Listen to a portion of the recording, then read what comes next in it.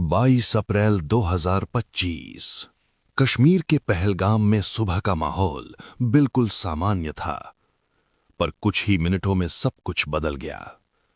आतंकियों ने अचानक हमला किया। गोलियों की आवाज, चीखते लोग, भागते परिवार और कुछ ही देर में घाटी का सन्नाटा खून से भर गया। इस हमले में 26 निर्दोष लोगों की जान चली गई। पूरा देश गुस्से में था। टीवी चैनलों से लेकर सोशल मीडिया तक हर जगह सिर्फ एक सवाल था, भारत जवाब कब देगा। लेकिन इस बार जवाब सिर्फ एक और बयान नहीं होना था। इस बार जवाब ऐसा होना था जो सीमा के उस पार बैठे आतंक के ढांचे को हिला दे। और यहीं से शुरू हुई एक ऐसी सैन्य तैयारी जिसने आने वाले 88 घंटों में भारत की नई रणनीति दुनिया के सामने रख दी। नाम था ऑपरेशन सिंदूर। यह सिर्फ एक जवाबी हमला नहीं था, यह एक संदेश था। एक ऐसा संदेश कि अगर भारत के नागरिकों पर हमला होगा तो जवाब सिर्फ सीमा पर गोलीबारी तक सीमित नहीं रहेगा। इस ऑपरेशन की तैयारी बेहद गोपनीय तरीके से शुरू हुई। भारतीय खुफिया एजेंसियों ने उन ठिकानों की सूची तैयार की जहां से भारत के खिलाफ आतंकवादी हमलों की योजना बनाई जाती थी। इनमें जैश ए मोहम्मद, लश्कर ए तैयबा और हिजबुल मुजाहिदीन से जुड़े कई ठिकाने शामिल थे। Satellite imagery, electronic surveillance, drone feed और पुराने इंटेलिजेंस इनपुट को मिलाकर एक सटीक स्ट्राइक प्लान बनाया गया। लक्ष्य साफ था, आतंक के इंफ्रास्ट्रक्चर को खत्म करना बिना अनावश्यक सैन्य विस्तार के। 7 मई 2025 की सुबह घड़ी ने लगभग 5:30 का समय दिखाया और उसी पल भारतीय सशस्त्र बलों ने सीमा के उस पार अपने मिशन की शुरुआत की। पहले कुछ ही मिनटों में आसमान में लंबी मिसाइल ट्रेल्स दिखाई देने लगीं। राफेल जेट्स ने स्टैंड ऑफ दूरी से अपने प्रिसिजन हथियार छोड़े। स्कैल्प क्रूज मिसाइलें और हैमर प्रिसिजन बॉम्ब सीधे अपने निर्धारित लक्ष्यों की ओर बढ़े।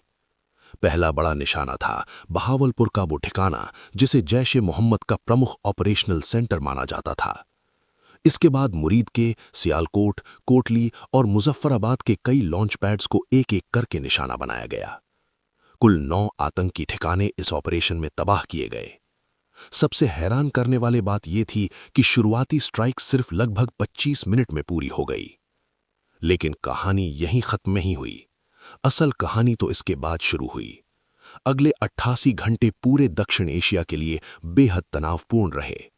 सीमा पर high alert, air defence system active, नौसेना पश्चिमी समुद्री क्षेत्र में फॉरवर्ड पोजीशन पर, एयरफोर्स के बेस लगातार मिशन रेडी मोड में। भारत सिर्फ हमला करके पीछे नहीं हटा था। भारत ने यह साफ कर दिया था कि अगर जवाबी कार्रवाई हुई तो अगला कदम और भी बड़ा हो सकता है। यही वजह थी कि इन 88 घंटों को अब भारत की नई सैन्य सोच के तौर पर देखा जाता है। इस ऑपरेशन की सबसे खास बात इसकी प्रिसिजन और सीमित उद्देश्य थे। भारत ने सीधे आतंकी ढांचे को निशाना बनाया। संदेश स्पष्ट था, लड़ाई किसी देश की जनता से नहीं बल्कि आतंक के उन नेटवर्क से है जो सीमा पार से भारत पर हमले कराते हैं। रिपोर्ट्स के मुताबिक इन हमलों में कई बड़े ट्रेनिंग सेंटर, हथियार स्टोरेज पॉइंट और ऑपरेशन रूम नष्ट हुए। इसी वजह से इस ऑपरेशन को सिर्फ एक स्ट्राइक नहीं बल्कि डॉक्ट्रिन शिफ्ट माना गया। यानी भारत अब सिर्फ रिएक्ट नहीं करेगा बल्कि रणनीतिक समय, स्थान और दबाव के साथ जवाब देगा।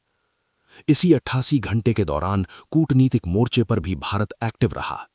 दुनिया को बताया गया कि ये कार्रवाई सीधे आतंकवाद के खिलाफ थी। कई देशों ने संयम बरतने की अपील की, लेकिन भारत का संदेश साफ था, जो पहलगाम में हुआ उसका जवाब देना जरूरी था। ऑपरेशन सिंदूर का सबसे पावरफुल हिस्सा इसका नाम भी था, सिंदूर। एक ऐसा प्रतीक जो भारतीय परिवार, सम्मान और खोए हुए जीवन की याद दिलाता है। पहलगाम में जिन परिवारों ने अपनों को खोया, ये ऑपरेशन उसी दर्द का जवाब बनकर सामने आया। इसी इमोशनल सिंबोलिज्म ने इस मिशन को और भी पावरफुल बना दिया। 88 घंटे बाद हालात धीरे धीरे स्थिर होने लगे, लेकिन तब तक भारत दुनिया को एक नई बात दिखा चुका था। अगर आतंक भारत के नागरिकों को निशाना बनाएगा तो जवाब सीमाओं के भीतर नहीं रुकेगा। इस ऑपरेशन ने सिर्फ 9 ठिकानों को नहीं गिराया, इसने भारत की सैन्य सोच का नया चेहरा दुनिया के सामने रखा। तेज, सटीक, सीमित लेकिन बेहद घातक। और शायद यही वजह है कि आज ऑपरेशन सिंदूर को सिर्फ एक मिलिट्री स्ट्राइक नहीं बल्कि भारत की नई काउंटर टेरर डॉक्ट्रिन के रूप में देखा जाता है। 88 घंटे, 9 आतंकी ठिकाने और एक ऐसा जवाब जिसने पूरे क्षेत्र की रणनीति बदल दी। यही थी ऑपरेशन सिंदूर की कहानी।